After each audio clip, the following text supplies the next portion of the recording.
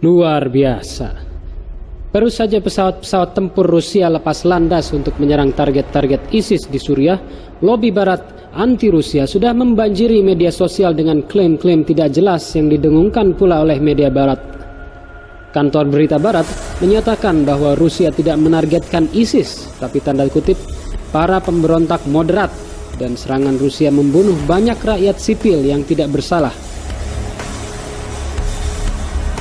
Foto-foto bertebaran dan foto-foto orang yang ditarik dari reruntuhan didampingi oleh komentar-komentar anti-Rusia. Ada dua penjelasan atas respon secepat kilat ini dari lobi anti-Rusia. Yang pertama, mereka memiliki narasumber hebat di Suriah yang mengetahui persis berapa korban yang terbunuh dalam serangan Rusia dalam hitungan menit.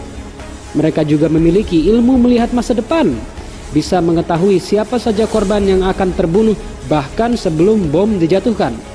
Narasumber mereka di lokasi juga tampaknya memiliki koneksi internet Wi-Fi yang sangat bagus di tengah zona perang, dan mereka mampu mengunggah video-video korban serangan Rusia dengan cepat.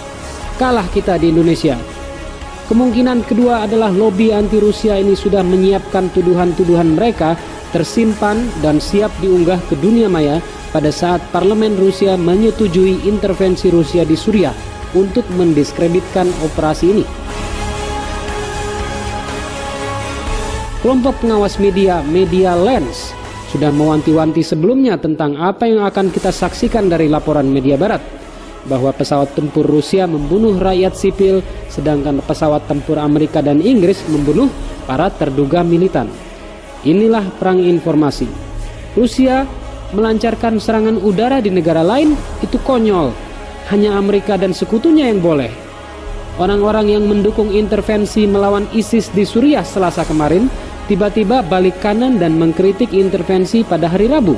Kalau yang intervensi itu Rusia. Para neokonservatif yang kemarin mencintai bom tiba-tiba membenci bom. Tiba-tiba para pemberontak moderat yang sudah diakui Obama sangat sedikit jumlahnya, mereka menjadi banyak dan serangan udara Rusia menargetkan mereka. Sebaliknya, ISIS yang sebelumnya kita dikabari mereka berada di mana-mana, tiba-tiba hilang. Paling tidak mereka tidak berada di lokasi serangan Rusia.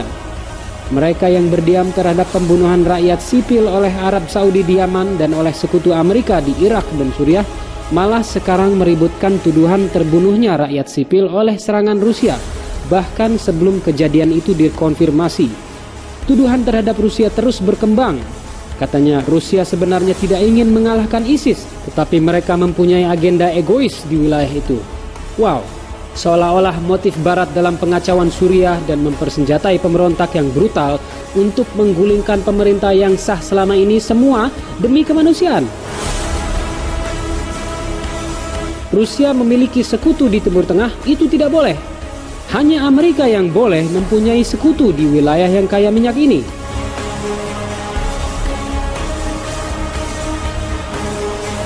Sebenarnya, Rusia telah mengacaukan agenda pihak Barat di Suriah. Amerika dan sekutunya yang hobinya menggulingkan pemerintahan dan membuat banyak kekacauan di seantero dunia, rencana mereka dikacaukan oleh Rusia. Mereka yang mendorong intervensi di Suriah yang sebenarnya untuk menggulingkan Assad telah dilangkahi.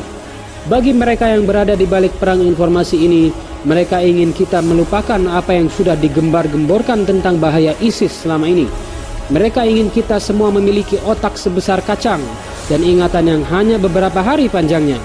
Serangan propaganda media Barat terhadap Rusia ini tidak hanya konyol, tetapi menghina kecerdasan kita semua.